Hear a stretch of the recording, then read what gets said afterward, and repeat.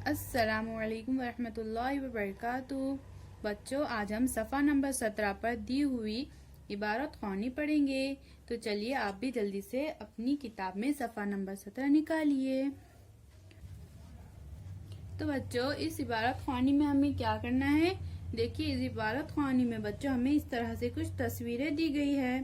तो हमें इन तस्वीरों की जगह पर इनके नाम पढ़ना है। तो चलिए हम शुरू करते हैं। मोना और श्याम के घर के सामने गैरेज है। गैरेज में गाड़ियों की मरम्मत की जाती है। मोना इस गैरेज को गाड़ियों का अस्पताल कहती है।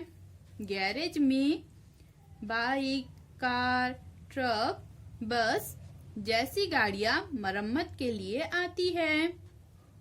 शमशेर चाचा इन गाड़ियों की मरम्मत करते हैं। रामू काका शमशेर चाचा की मदद करते हैं। वो गाड़ियों को धोकर चमकाते हैं। मोना और श्याम को गैरेज के काम देखने में बड़ा मजा आता है। तो इस तरह से बच्चों इस इबारत ख़्वानी को आप भी पढ़िए। अल्लाह हाफिज।